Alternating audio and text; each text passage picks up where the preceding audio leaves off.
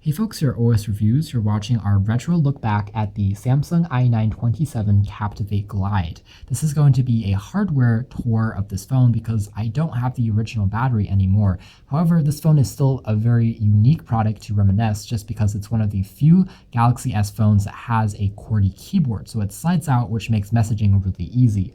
Back when it was released in 2011 with AT&T here in the States, it sold for about $150 with a 2-year service agreement and had pretty impressive specs, inclusive of a 4-inch Super AMOLED panel, which had a 480 by 800 pixel resolution, and there was an 8 megapixel autofocus enabled camera on the back capable of shooting 720p HD video.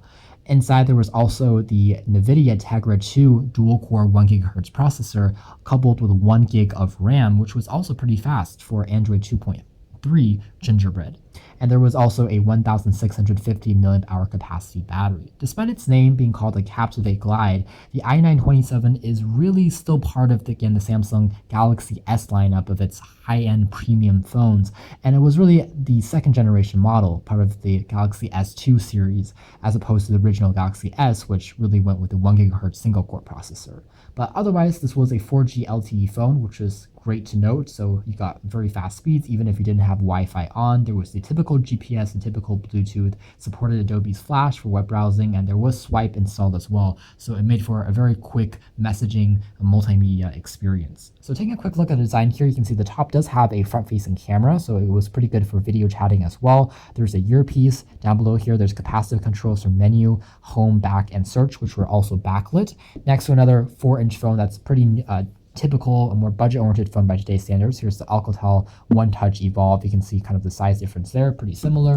Next to a 5-inch phone, a more modern device, you can kind of see also the size difference on the sides there.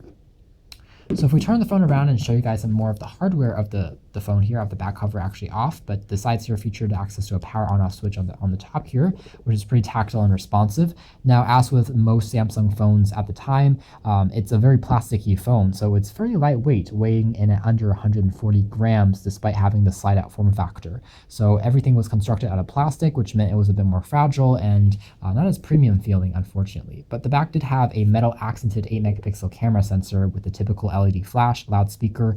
Underneath, there was a full-size SIM card slot, in addition to a micro SD card slot for expanding the memory, which you could use if you wanted to have more media content, for instance. The very top had access to a 3.5mm headphone jack and a micro USB port for charging the phone. It took about 3 hours to completely charge. On the side here, there was a volume rocker as well. So if we slide the phone kind of out, you can see that even the back here from the slider mechanism is made out of plastic. So it really is very plasticky. There are no metal accents really on the moving parts here, which was a little bit disappointing, but it still worked well enough. So the keyboard here, you can see here, does have a few metal accents on the base plate at least. It's a very spacious keyboard because the size of the phone is 4 inches. It reminds me a bit of the Samsung Fascinate for Verizon, which was kind of in the original Galaxy S Generation 1, but it was a very similar concept, also a messaging phone that has pretty top-of-the-line internals for its time. The keyboard here really is spacious with 4 rows for comfortable typing, and there was also standard Android keys on the sides here for going to the menu, going to the home, searching, and going back, and there was also some standard symbol keys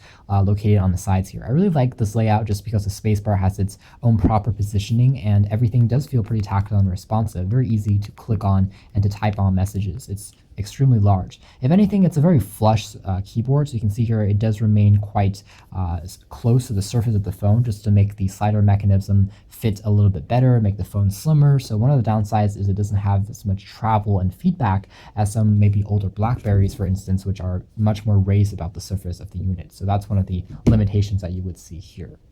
Otherwise, the phone itself was, again, very typical as far as the software side of things were concerned, which meant that it did run on, again, TouchWiz, which was Samsung's own proprietary skin on top of Android. It was Android 2.3 Gingerbread, so very outdated by today's standards, but it had that Super AMOLED screen, so everything was super saturated, bright, and vibrant, and easy to see. Multimedia was really the emphasis here, so with messaging, browsing the web, everything was fairly swift.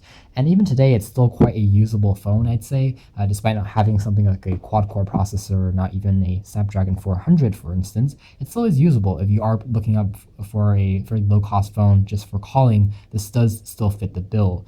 Phone quality on here back in the day was excellent because it had a noise-canceling microphone and reception was also quite strong. So again, it does have 4G. It has all the modern essentials, just not the latest processor. So as long as you're not playing back a ton of intensive games and doing too much multitasking, you should still be fine with this phone. So anyways, quite an interesting device just because of its slide out form factor and the fact that it doesn't have Galaxy S in its name, but technically it was a Galaxy S product as part of the second generation family. So thanks for watching this retro look back at the hardware of the Samsung i927 Captivate Glide here at OS Reviews.